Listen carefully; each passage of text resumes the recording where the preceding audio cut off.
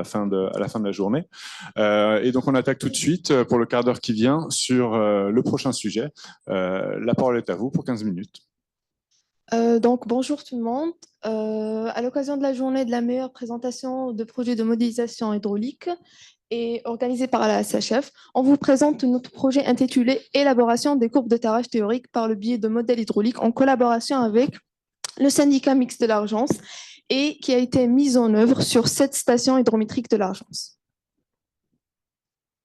Je vais d'abord vous introduire notre zone d'étude qui est le bassin versant de l'Argence, situé en sud-est de la France et qui s'étend sur 2750 km². Ses principaux affluents sont la Bresque, la Cassole, le Caramy, et il parcourt 114 km afin d'arriver à la mer Méditerranée. Je vais vous présenter également le syndicat mixte de l'Argence qui a des compétences principales, la préservation et gestion durable de l'environnement, la prévention des inondations et la gestion de ressources en eau. Dans cette carte, comme vous pouvez le voir, on a créé et délimité les 7 sous-bassins versants, drainant les eaux vers les 7 stations hydrométriques qui sont la Florier, la Bresque, la Cassole, l'eau salée, le Fontaillade, le Caramy et l'Issol. Ces stations hydrométriques vont permettre de mesurer et surveiller les différentes situations hydrométriques, vont nous aider à prévenir les crues et à planifier des aménagements hydrauliques à long terme. Donc, en résumé, les objectifs de notre projet sont réaliser des modèles hydrauliques, créer des courbes de tarage théoriques et améliorer, afin d'améliorer plutôt la connaissance des dynamiques de cours d'eau du bassin versant. Et toute cette mission est inclue dans le projet, le plan d'action de la prévention d'inondation, le PAPI de l'Argence. Donc, la première étape de notre projet, c'est une phase de diagnostic de terrain qui va permettre, dans les grandes lignes, de mettre en évidence toutes les problématiques et toutes les contraintes qu'on va rencontrer sur nos stations pour inclure dans notre modèle. Donc, ça va être la mise... Regardez les contraintes hydrauliques, les obstacles aux écoulements, les zones de débordement. Ici, on a 3 exemples intéressants de choses qu'on a pu mettre en évidence sur le terrain. Donc, on a pu mettre en évidence un seuil rocheux dans le lit de l'Issol, un ouvrage limitant sur le Caramy, ou alors des végétations très marquées dans le lit mineur ou sur les rives de la Floriaille. La seconde phase, c'est une phase d'étude dans laquelle nous avons acquis de la donnée que nous avons pré-traitée dans des systèmes d'information géographique. Nous avons défini les paramètres physiques et les conditions aux limites de notre modèle. Nous avons utilisé 2 logiciels pour réaliser nos modèles, le Télémac 2D et Ecras 2D. Télémac, nous l'avons utilisé parce qu'il avait un intérêt à former les étudiants à utiliser ce modèle. Et Ecras, nous l'avons utilisé parce qu'il nous donne des courbes de tarage qui sont valables pour toute gamme de débit. Afin de détailler ce que Lorient vient d'évoquer, je commence par l'acquisition des données de LiDAR HD avec une résolution de 10 centimètres. Juste à gauche, on a la carte, le MNS qui a été réalisé par nous, où on constate la donnée fine et avec précision le long de l'I majeur, avec une représentation représentative des bâtis, ainsi les ponts, voire même les champs de vignes. Toutefois, au niveau du lit mineur, on constate une bathymétrie, une altimétrie qui n'est pas vraiment représentative. C'est à dû des limites de l'EDA SD. Et on peut le justifier par la présence de la végétation dense qui marque la quasi-totalité des stations, des périmètres. Et même les surfaces de l'eau qui ralentit les ondes qui ont été mises par le LiDAR, ainsi leur réflexion. Suite à ces contraintes, on a établi un cahier de charges pour les gens de SMA afin de corriger notamment les données de les mineurs. Et après, on nous a fourni des leviers topographiques avec des données de LiDAR qui a été réalisé par l'équipe OPSIA avec une résolution de 5 cm. Et comme il est primordial pour chaque modélisation hydraulique de définir et délimiter les emprises du modèle. Donc, au premier lieu, on s'est basé sur la donnée ASI, Atlas Zone Inondable, et on a effectué une analyse hydrogéomorphologique de l'ensemble des sites. Et juste après, en deuxième approche, pour étendre et bien délimiter les zones, on a lancé une série de modélisations avec des débits supérieurs au débit millénal, issus à la base de données CHIREC. Et pour donner plus de sens, encore plus de sens et de pertinence au modèle élaboré, on a pris en compte la spatialisation des coefficients de Manning-Strickler, où on a exploité la donnée OCSGE, issue de la base de données EasyN. C'est contre la carte qui illustre la répartition des différentes classes. On trouve les bâtis, les zones non bâties, les arbustes et même voir les cordons bleus. Et ce qui est important, il faut toujours mettre à jour cette couche le long des années puisqu'il y a toujours des modifications à venir. Dans cette section, je vous présente les différentes étapes pour l'élaboration d'un modèle Télémac 2D. Et il se repose principalement sur deux parties principales. La première, ça se fait sur le programme BlueKeanu, où on élabore le maillage qui est de type non structuré, de géométrie triangulomètrique. Là, on prend l'exemple de la station Le Salé, où on voit la densité des mèches, 1 mètre le lait mineur, 2 mètres le lait majeur, et le reste avec une résolution de 3 mètres. Ici, on arrive à visualiser la transition des tailles des mailles. Au-delà de lait majeur jusqu'à le lait mineur, il y a le raffinement. Il ne faut pas qu'elle soit cette transition plus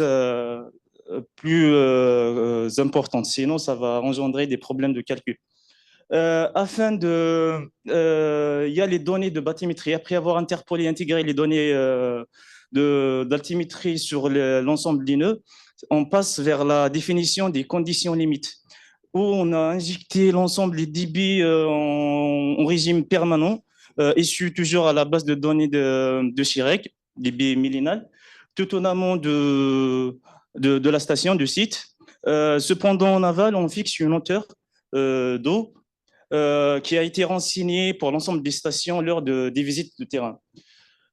Ici, la deuxième partie de Télémac se base, on ajuste le reste des différents paramètres physiques et l'ensemble des paramètres également numériques, et on rédige un script de code et puis lancer les simulations, et en retour, on va avoir ce genre de résultats où ces deux cartes présentent deux débits pour la station de Salé, 50 mètres cubes par seconde et 250 mètres cubes par seconde.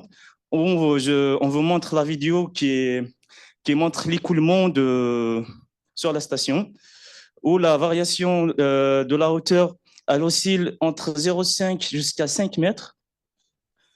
Ici, on a le pont où on souhaite implanter notre station vers la RD 554.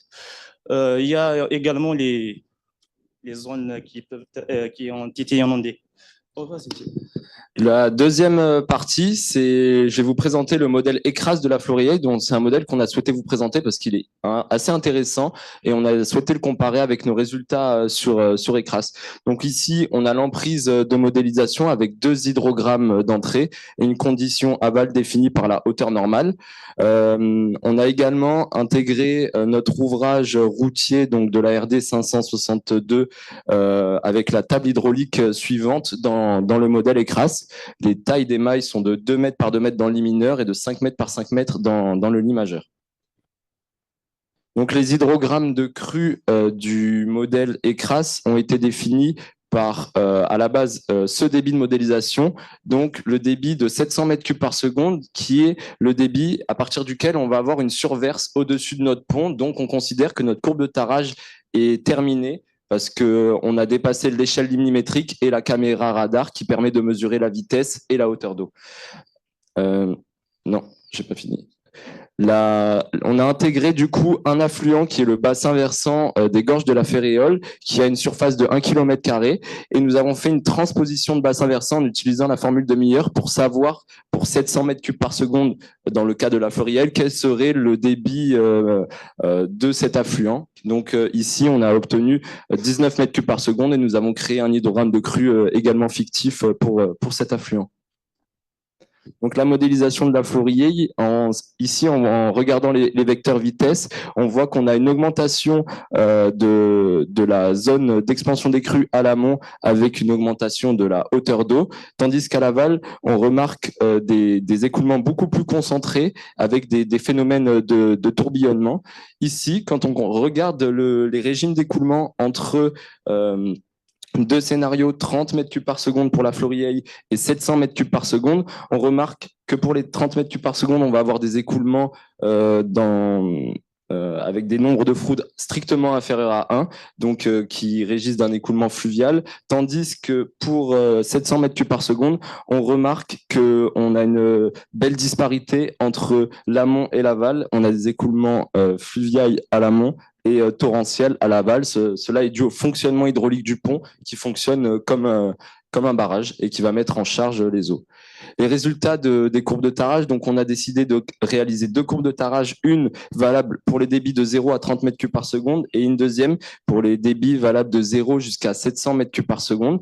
On a mis en lien la relation entre la continuité de ces 2 courbes et on a vu que pour la même hauteur, on n'avait que 2 mètres cubes par seconde d'écart.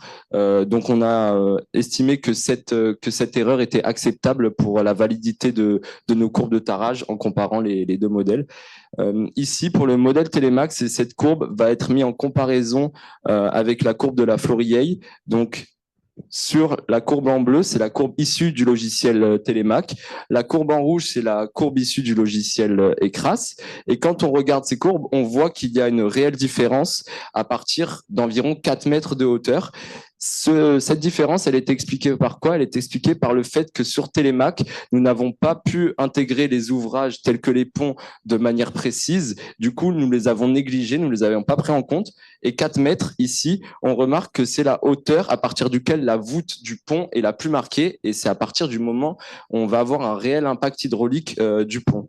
Donc, c'est ce que l'on peut en déduire, c'est que la courbe de Télémac va être peut-être plus fiable pour les faibles débits, mais dès que le pont a sa réelle influence, c'est la courbe ECRAS qui est intéressante à utiliser pour la courbe de tarage. Analyse et critique des résultats. Donc, la plupart de nos modèles ont fait face à des instabilités dues au nombre de courants. Ils ont été ajustés en augmentant la taille des mailles et en diminuant le temps de calcul. Mais malgré cela, il reste des modèles avec des instabilités, surtout par exemple sur le modèle de la Florieille, pour lequel dès lors de la surverse du pont, on retrouve des problèmes d'itération et de stabilité du modèle du fait des limites du logiciel qui a du mal à réaliser des calculs numériques lors de très fortes pentes. Et là, dans le cas de la surverse, on observe de très fortes pentes. Voilà. Dans le cas de cette surverse, elle est observable du coup sur la courbe de tarage. Donc on voit que la continuité de la courbe aurait été dans ce sens avec une allure exponentielle. Pour une très faible hauteur, on aurait eu des débits qui auraient énormément varié. Donc, vers la fin, on arrive à comparer et critiquer les logiciels utilisés. Donc, par rapport à ECRAS, grâce à l'interface graphique qui s'appelle RASMapper, qui est facilement exploitable, on a pu intégrer les ouvrages hydrauliques tels que les ponts. Par contre, il est limité en termes de raffinement. Passons à Télémac, on a pu créer des modèles avec un temps de calcul très développé, très rapide, grâce à son cluster. Alors pour les conclusions et les perspectives de notre étude, on a un avis à apporter sur la viabilité et la pérennité de nos courbes parce que la topographie qu'on a utilisée, même si elle a été revue par le bureau de géomètre OPSIA, et on n'est pas à l'abri de changements morphologiques du cours d'eau, même de changements sur les coefficients de rugosité que nous avons utilisés parce que la donnée d'occupation du sol est amenée à varier. Nos courbes de tarage pourront être optimisées dès lors que les stations hydrométriques seront installées.